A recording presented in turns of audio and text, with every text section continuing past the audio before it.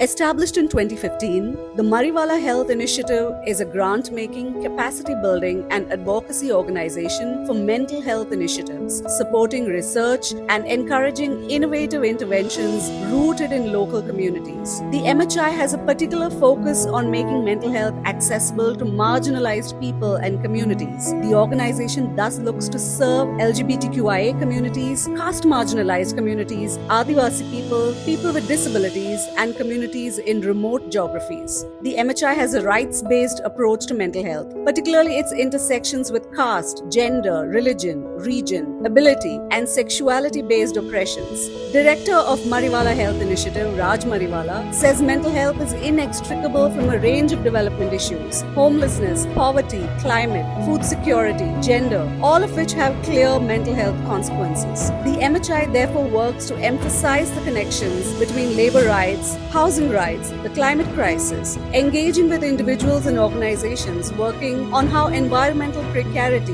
exacerbates vulnerabilities in mental health. Raj has also served on the boards or advisory boards of the National Center for Promotion of Employment for Disabled People, the Global Mental Health Action Network, and the Lancet Commission on Stigma and Discrimination, apart from being a practicing canine and feline behaviorist. This is the Catalysts for Change podcast, and our guest today is Raj Mariwala. Hi Raj, thank you so much for having us at your lovely office today, and we are so excited to have you on Catalysts for Change. Hi Kavitha, so nice to be here and on Catalyst for Change. Thank you. I'm going to go for the jugular straight away, and I want to ask you the question that's been on the top of my mind ever since I started reading about the work that Mariwala Health Initiative has been doing. Most family philanthropies, particularly when they are associated with large corporate entities, they tend to be quite squeamish about some issues that are actually so relevant in Indian society. This could be gender, this could be disability, it could be ableism, it could be the most refreshing thing that I find about Mariwala Health Initiative is that you don't hesitate to talk about caste. I think I have heard very, very few people in your space, in this grant making space, who even utter the word Dalit-Bahujan-Adivasi. And you are so open about this issue, about LGBTQ issues, about whether there are enough trans people in philanthropy, in leadership. What is it that makes you as a philanthropist so unafraid? I mean, I think it really boils down to why you do philanthropy, and for me, it is the redistribution of privilege. Part of that is wealth. The other part is whatever networks and other benefits you've accrued due to that privilege. So that's one, that's the philanthropy bit. Of course, in mental health, I don't think that you can talk about mental health in this country without talking about caste, because it informs at a very basic level how we do mental health. And perhaps we can get into that later. But that's the second reason. I think the third reason is simply that even if I move away from the perspective shift that, okay, is mental health some sort of, giving back to society, etc. Again, the problem I think in Indian philanthropy is that we do it through networks of privilege, and those are caste-based networks, right? How many philanthropies are you able to get through to the actual office without knowing someone in the office? And what is that? That is a caste network. So when we started up, actually, now enough people know about it that I can speak about it on camera, but my rule when we started was, if anyone tries to get in touch with me or get funds by saying, I know X person, I know your uncle, I know your aunt, they are automatically refused. I will not even consider it. I don't care how good your work is, and if it was that good, you wouldn't need that to get in touch with me, because our processes are open on our website. Everything is detailed as to how you can get a grant. So you shouldn't need to say, oh hey, I know this person that X family member knows. So I think it's very important to challenge this if we are to do philanthropy correctly, no matter what your approach is to philanthropy. Wow. Were there any early experiences you had that sort of led you to become so aware of these inequities that exist in Indian society? I think, well, as a child, I used to be called the communist of the family. So I think there's something maybe that I've had since youth, but also the fact that I was non-verbal for a certain part of my childhood, so neurodivergent, I live with a learning disability, and also because I'm queer, I think in some senses I found it easier to see certain things. And that's not to say that queer people are necessarily caste affirmative. A lot of us aren't. But still, I think it opened my eyes up to a lot. And once I got into more feminist organizing, I learned a lot there. And a lot of what MHI is and how I've set it up is things that I have learned from feminist movements. Nothing is new, nothing is reinvented. All of this has been there before. This is not my thinking. It's been there before. I'm just putting it in practice in this context. Wow, that's a very unusual experience to have. So would you say that MHI is the product of your experiences growing up, your maybe personal rebellions growing up? Did some of that inform your thinking process when you decided that you wanted to work in philanthropy and when MHI was set up? Tell us a little bit about how MHI came to be set up. What is the crux of the work it does? And also tell me if there are any big successes that you take great satisfaction in. Right. So I think, great question first of all. The reason that MHI was set up is because my dad called me and he said, now I've retired as managing director. How long ago was this? This was in 2014. And he said, I want to give more time to philanthropy. He's always told my brother and I that, look, if you guys think that you're getting money very easily and you're just going to sit around, that's not the case. I'm going to donate a lot of what I earn back to society because I believe in giving back to society. So I knew that this was coming and he said, you tell me now where I should put this money. I'm interested in health and education. But because you've worked in this field, because I was part of feminist organizing, collectives, I spent some time working in non-profits in the US as well. So, he felt like I had a grasp on this. This was while you were still studying? After I was studying, yeah. Okay. So as part of your study, you get to stay there, right? So I did work at a non-profit there. So he asked me and I said mental health, and he had no clue about mental health. So the first part of the journey was actually talking to him about mental health and why it's an issue to look at. And we spent some time introducing him to a few people. The chief advisor of MHI, Shruti Chakravarti, who is Dr. Shruti Chakravarti, who's a mental health professional, kind of agreed to my request and introduced him to a bunch of folks. And that's what convinced him that, okay, mental health is an issue that we can look at. And that started a whole journey where he insisted that me, he, Shruti, and at least one other person speak to we spoke to about 50, 60 people in mental health in all allied fields, users, those who work in rural contexts with farmers, to understand how we would build MHI and what would inform its values, right? And part of that was me kind of insisting that I would stay on because I have my own career separate of MHI, but I was a little scared that it would go down the corporate way. Because no matter the values, etc., he said, oh, we can, start a phone line, a helpline, and then I'll just find someone to manage it. I know so many people in my networks, and I was very clear that I didn't want that to happen. So I said, Shruti and I will stick on for a bit. Let's build this organization, and then I can go back to my career. Sorry, can I interrupt you? What were you doing professionally then? Well, I still am. I am a canine and a feline behaviorist, and I work with companion animals, largely dogs and cats, whether they're on the streets or in homes. Right. So going back to... Yes. So going back to that, which is why I stuck on, because I was very clear that even though this is a personal philanthropy, the corporate can influence it, and I needed to be around to ensure that the values were really kind of imbibed and embodied in the work that we did. So that's how MHI started. And when we started, again, because of the inciting, we learned like a few important things.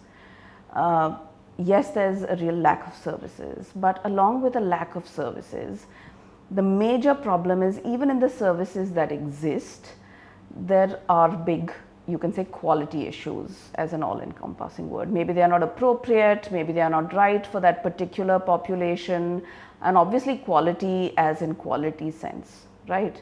The other thing is, sure, mental health counseling, psychiatry, that's all well and good. But what happens when someone is dealing with gender-based violence in their home? Is a few therapy sessions going to be enough? How do you kind of help and support that person to, psychosocially thrive? So we said that we have to have linkages in place to other services, and that has to be a very, very strong facet of how we do our work. And just as a simple example, in COVID, sure, we did do some work around migrants and shelters for migrants and other things, but that wasn't enough. What you had to do in order to ensure a basic level of mental health support was provide, say for example, recharges for cell phones, right? Those are very important things. I mean, what is a therapist going to say to that person when they are unable to reach their family in the village, right? So it's very important that these be embodied in mental health, which is why I kind of stuck around and didn't allow it to go the corporate way, and I'm still very clear on that. We are in no way, shape or form connected to Marico in that sense. Any big successes that MHI has had that you feel are kind of the way forward? They open up new doors, and you feel that there is a momentum that you have achieved, and more impact can be seen soon. So when we started, we built this tagline, changing the narrative around mental health, and I feel like that has happened to a certain extent.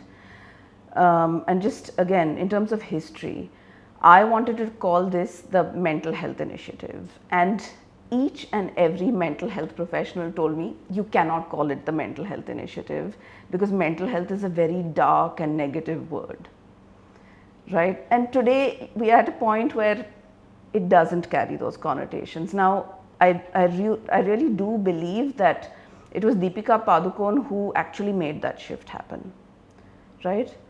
So that was one very important shift. I think for me, in terms of changing the conversation, what I feel gladdened about is that we are talking so much more about how mental health can be affirmative. Where are the gaps when it comes to caste discrimination? Where are the gaps that when it comes to discrimination within mental health systems themselves? What are the issues that we are talking about? When it comes to mental health at work, does it only mean people like us who sit in these offices, or does it also mean a worker working at a Narega work site? And if it doesn't mean that, then why does it not mean that, right? So, I mean, these are the sorts of narrative changes that we need, and I think that has been a success. However, it's not enough to have narrative change, because we need to build, I think, the infrastructure to support that narrative change as well. So I may say whatever I like about mental health needs to be queer, trans, affirmative, but unless I put in some infrastructural support, how am I going to kind of help that? So that's the other success. We started a program called Queer Affirmative Counselling Practice, which took about a year to develop, and we asked queer, trans mental health professionals to sit for a year and develop the course. We obviously with payment, etc. And they developed the course and they deliver it. And this started, I think, in 2019. And now we're at a point where we've trained 850 mental health professionals in India in the QACP program, and a lot of them are from tier 2 places, smaller towns, etc. So that is, really part of what I count as a success. Not to mention, overall, I think it's very important. It is high time that mental health listens to and respects knowledge from the margins, whether it's queer, trans knowledge, whether it's knowledge from those of us who may live with a mental illness, because that's the other massive gap in mental health, the lack of a rights-based, consent-based approach that centers, the individuals or the communities that you're trying to work with. It's very interesting what you're saying about queer affirmative counseling, particularly that you're able to provide this training to mental health professionals in rural India, because there are a lot of stories we hear about experiences of queer people in rural India, and they seem most vulnerable. Are you able to also check whether those who are undergoing your training are able to have impact at their end, or is that too far a So we milestone do to- have an impact study. I'm not sure, it should be on the website, but we did check for impact. Of course, this is a course, there are limitations to this course. We don't work on the competence per se or the counseling skills of those who attend the course, right? So that's kind of outside of the mandate of the course. The course ideally should be, helps people to build an anti-oppressive practice and vision for their mental health work. So that's one thing. I think the other big success is our work with the Kerala State Health Resource Center, in which we are actually training everyone top down in one district of Kerala to be queer trans affirmative. And this is in the hospital system. So everyone from the administrators to the doctors to the security guards are now being trained. And I mean, that's obviously, the foresightedness of SHRC and the Kerala government, but this is a chance, it's a very good chance. Wow. I'm sorry, I'm just going to go back one step to when you mentioned Deepika Padukone. A question came to my mind that when there are people in power who speak up about their personal or experiences that are up close and personal for them about mental health, does that help destigmatize mental health in a big way? And also in corporate India, do you see enough of that happening? Because one of the big reasons that we see that we call it burnout, but it really is a lot of mental health related or mental health associated struggles that are causing professionals, mid-career professionals, to want to give up. And we are seeing this wave of resignations mid-career, which are not perhaps verbalized clearly as being mental health related, but likely are.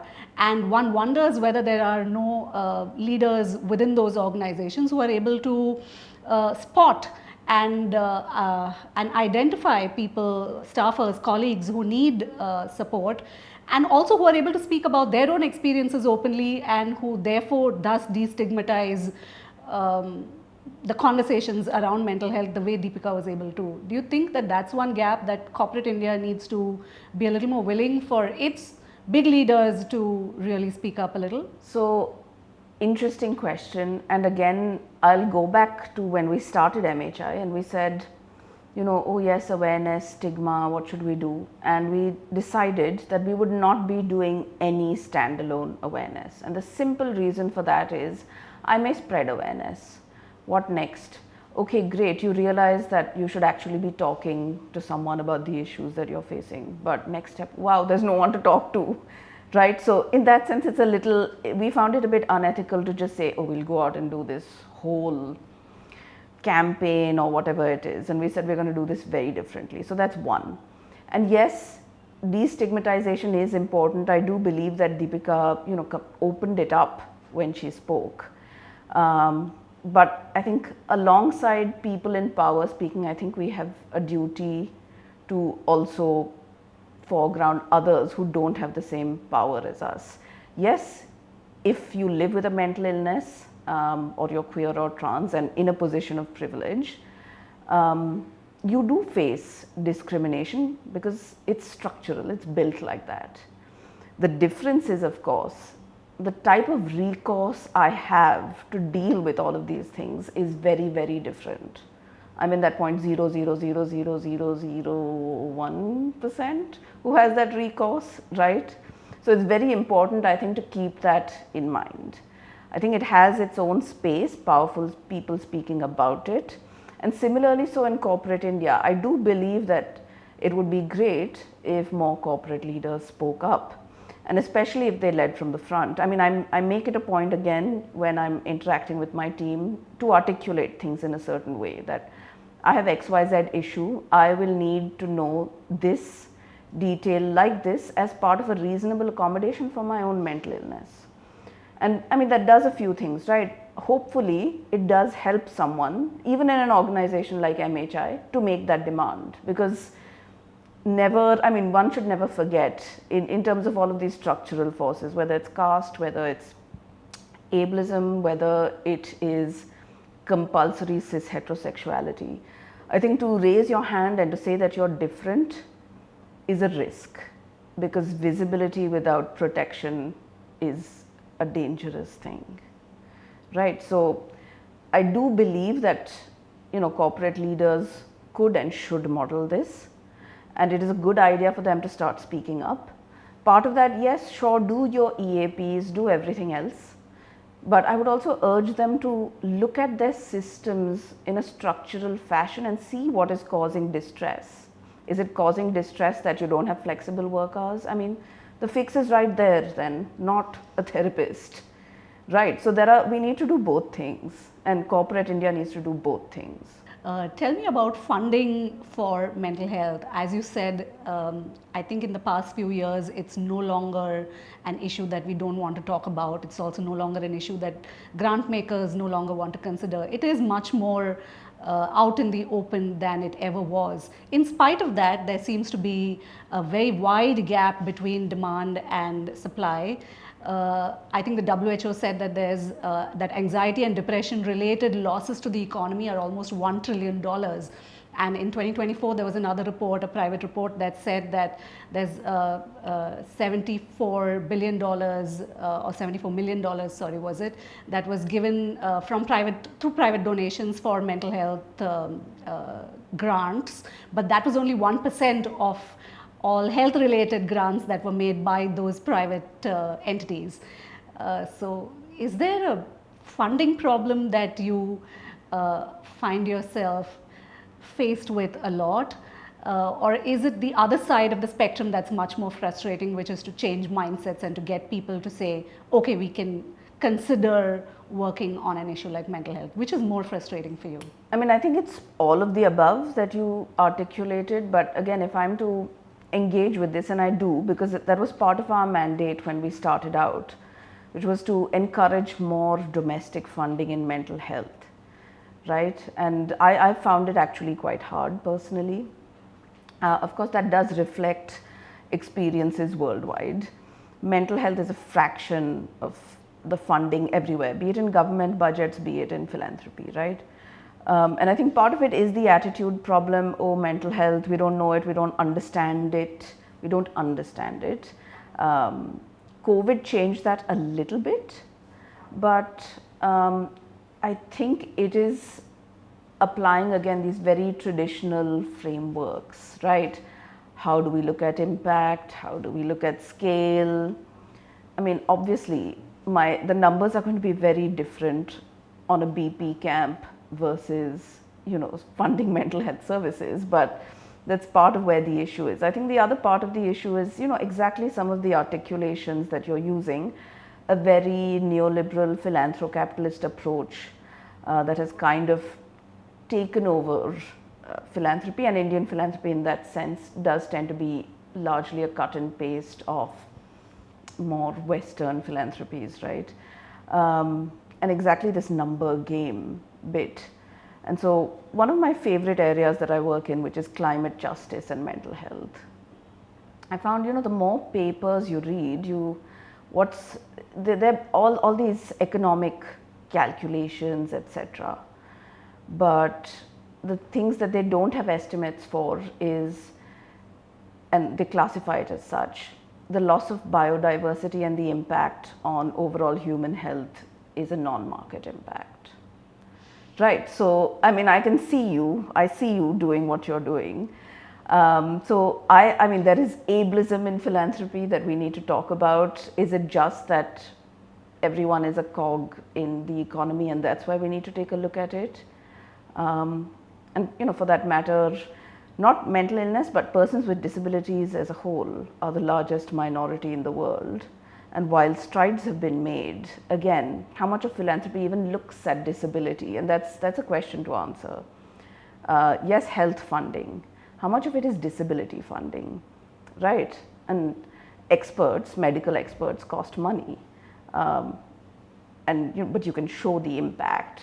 So I think there does need to be a perspective shift. There is obviously a need for donors to be educated about this. as well as governments, etc. I mean, our government funding goes to literally 3 institutions, right? So I think there are lots of issues there, the lack of funding, but also how we are asking for that funding and then what we fund. I think all of these are issues, important issues. Sure. Raj, you said that you worked with the Kerala government agencies. What is that experience like, and is this something going forward that you feel more grant making organizations will have to engage with in order to really scale impact, to be able to work with government organizations? Is it sometimes frustrating? Is it actually quite fulfilling, because you said that you are quite excited about that project? Tell us a little about that. So we've been working with the Kerala government on this for quite some time now, and this is not the only project in Kerala. It has been a great experience. So I think, at least for me, working with governments, if you find a few champions, it makes it much easier to do. And other than Kerala, we've worked with Goa government. We're currently working with Chhattisgarh government. So, we are finding people in government who are very keen to work on it and who make things happen. And as a philanthropy, I think it's important that philanthropy should not step in to do government's work. What's our role? How do we enable? How do we support? If we have the technical expertise, how do we have that technical expertise? We've worked at all levels of government as well, everything from women-led panchayats in the north to state governments like Bihar that we signed an MOU with, to one section of Kerala government. So I do believe it's critical to work with government. In the end, if changes have to be made at a much larger level, it is very important to do so. And I'm sure there are many philanthropies who may be doing this already in mental health. I'm not sure though. You also mentioned climate justice, and I know that MHI has been supporting organizations that are working on, for example, measuring measuring the impact of heat on laborers, migrant workers, those who are living in informal settlements, etc. Do you feel that climate justice as a subject is also in many ways going forward going to be closely related to mental health issues? And tell us a little bit about the work that you're already supporting in terms of mental health and climate. So I don't think that climate justice can be removed in that sense from mental health, because I think part of my mandate now is to really say that, look, we need to widen the definition of mental health. It has to be freedom from violence, freedom to live, freedom to have a home, to, rightful livelihood. It has to be much more than just saying lack of a mental illness, right? So that's one thing. I think in climate in particular, one is it's very close to my heart, but the other thing is that I find that both climate and mental health are fields that are kind of struck by very similar malaises, top-down, Eurocentric, etc. And when you look at the dominant narratives, there's so much, I think, resonance in how they come together, that when they do come together, those hegemonic narratives are even more amplified, which is why I wanted to work on climate change, because of course anything you read, what it's going to say is that anxiety is going to go up by this much, depression is going to go up by this much, or in a disaster X amount of people are going to have suicidal ideation, X amount of people will develop depression. And that's all well and good, but the whole field is more concerned about how many people are going to become disabled than actually what happens to the people who are already disabled, right? There's no question, there's no data on that. So what does that tell you then? How scared are we of disabled people? How scared are we of people living with mental illness, that there's no data on this? Right, so it's very important also, because just again, we'll hear about floods in Bombay or heat in Delhi and we won't hear about it in Arunachal Pradesh, right? So it's just that factor. And that's why when we started working on climate justice, I knew I wanted to work on heat. And partly we didn't have any information because it hadn't hit the West yet, so there was no information on heat. And still, I go to climate conferences and everyone is talking about thermal cooling and ACs, and I'm like, what are you people talking about? I mean, please, that maybe that's relevant for a small part of the population in the West, but not so here. And again, it's related to labor rights, it's related to, obviously, to mental health. So that's how we started working on it. And you're right, we did do a research across 3 districts of Rajasthan with those who work in informal manual labor, to discuss what HEAT was doing in terms of mental health. Similarly, we partnered with an organization called HRLN that worked on HEAT and homelessness. We have a couple of other grantee partners who work on farmers' mental health and climate. We are starting a very exciting project with another organization called Jontu on farmer climate schools. So I do think that these are topics that we can't neatly pull mental health out of, and I think they're connected in very, very, very basic ways. Do you have any success stories from these research projects that you support? For example, you find out that that HEAT is a significant contributor to mental illness or stress or anxiety among a certain demographic group, maybe workers or maybe day laborers. Is there any way to also see if you're able to close the loop as a grant maker and find out if there is a way to provide relief, mitigation, alleviation, yes, something? Yes. So I mean, I think, we are very careful when we do research, because we shouldn't be doing research for research's sake. Otherwise, it's very easy to be extractive about it. Yeah.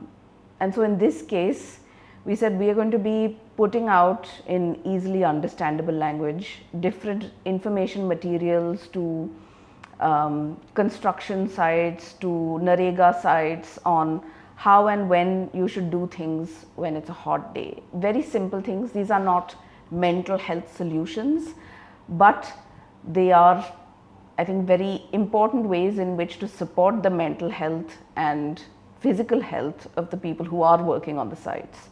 Very basic and across stakeholder groups, which could also mean something like, say, for example, going to the SDMA and asking them to change around a bit of their HEAT action plan, right? Because there's nothing much about rural communities in the HEAT action plan in Rajasthan. So that's one aspect. The other aspect with like the homelessness and HEAT study that was done, when we were starting it up, I was really worried that it would be extractive. And so one of the things that we did is, I said, we are not doing this study until and unless we get permission, and that we fund coolers in the shelters. And so that's one way of doing this, right? But of course, as I look into it even further, I'm like, we've done this, I've put in the coolers, but what are we going to do next? Because obviously coolers also take up energy. How do we get more people who know construction and who know climate friendly construction if we are to build, say, for example, new shelters, climate friendly materials, etc. Part of the learning is, of course, to say something like, hey, this is what HEAT does, and eviction drives are very, very dangerous, and this is not something that you should do. And that's then becomes part of the lobby for better mental health for homeless people. Don't do eviction drives, right? So I think there are ways in which to engage with it, but as funders, we need to be very careful of not being extractive about, yes, this data is important, and yes, we can use it to say, hey, look at eviction drives. This is not okay from a mental health point of view. Sure, that's a wonderful answer. Raj, you've spoken before about shifting the power, not only within the mental health space, but in philanthropy overall. What does that look like in practice at MHI? What have been the big measures that you've been able to take, where you're able to say that the work we do is significantly different in approach in terms of power and privilege? Okay, that's a big question. I don't know if we've been able to do big things. Sure. But again, once we started, I knew that I was very clear that we had to do an affirmative hiring policy. So we do try as much as possible to hire folks from historically marginalized backgrounds, and you'll see that in the organization. Can we do better? Yes. How many of our leadership positions are held by Dalit and Adivasi folks? I mean, it's not, let's just say, it's not commensurate to what it is in the population, right? So if I know that we can do better. The other part is, who's on our advisory board? Are they people who are, I don't know, big names in philanthropy or in corporate? No. We do have an advisory board that reflects the communities that we work with. And part of that is really, as a philanthropy, who are we most accountable to? And that's to the communities that we want to work with. So the advisory board in that sense has to keep us accountable, and their representatives. I mean, yes, it's a small thing, but that's one way to do it. So our advisory board is also persons with disability, Adivasi, Dalit, queer, trans, etc. I think the other bit is, what are the systems that we've built? Because I can say all these things at MHI, right? Oh, I want to do this. I'm hiring. I have this diverse team. What are the infrastructures that are helping to keep this in place? How do I build, that organizational framework? So we're very clear on building some of our policies and our governance. So we have a very strong grievance policy. We have very strong reasonable accommodation policy. Now, again, these have been drafted not by experts per se, although they may have been experts, but they have been drafted by people from different backgrounds. So our reasonable accommodation policy, which comes from disability justice, has been drafted by persons with multiple persons living with disabilities, different disabilities, and then checked by people who are queer, people who come from a marginalized caste background, etc. Similarly, so with your POSH committee. I mean, yes, POSH, but you better have someone from a marginalized caste background on your POSH, because this is an intersectional issue. For a Brahmin or a Savarna person to speak up in that context may be much easier, right? So, and anyway, someone who's marginalized by caste may not even feel absolutely safe to say anything even to that POSH committee, right? So these are some of the things, like small organizational things that you need to have in place. So that's one of the other things that we've done. In terms of, I think, some of our grant making, we are looking at, I think, how to have it led by representatives of the communities that we work with.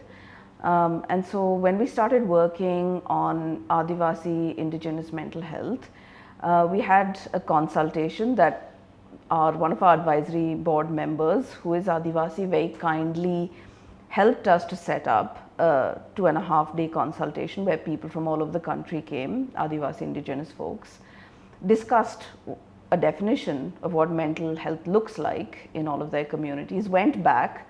Now they formed a subcommittee that looks at all of the proposals that come to us. And of course, then within our team itself, we have hired employees who are from Adivasi indigenous backgrounds, who will look at these and assess this work and tell us whether to take it forward or not. So again, not big steps, but we are learning. And I think, the project will always be by necessity incomplete because it is a counter narrative. So there will always be room for improvement. And we are looking at ways in which to do that in our grant making. We also had a conference earlier this year, which was a big success, called Counter Narratives. You can tell that counter narratives is one of my favorite words. But again, in that conference, we did have early researchers, first-time researchers, and all of our panels were, again, largely made up by persons from the communities that we work with. And it was very heartening actually to have a college, like a mainstream college in Bombay, KC College, partner with us and give us the space to talk about these sorts of things, because of course, academic spaces unfortunately nowadays are not the most open to explorations of issues. Amazing. One final question, Raj. if there are words of inspiration you could share with young people out there who might want to start a journey in philanthropy today, what are the top 2 or 3 things you think they should be aware of? So I think for me, it's very clear, I say this all the time, so apologies if you've heard it. When you're looking at systems built for the margins and you'll cover everyone, if you start at the center, so if you start at the urban, cis, heterosexual, Savarna, Hindu man, you're not going to be able to reach the margins. So that's one. I think the second thing is, beyond anything, I find that there is hope in cross-movement organizing, in solidarity, and in collective action. And so I think I always hang on to that when I think things feel bleak, and that does help in philanthropy, and it does inspire. It inspires me. So yeah. Wonderful. Thank you so very much, Raj. Your courage is so infectious. I see now why I have heard so many wonderful things, not just about MHI, but also about you personally. May you grow from strength to strength. Thank you for doing this for us. Thank you for being on Catalyst for Change.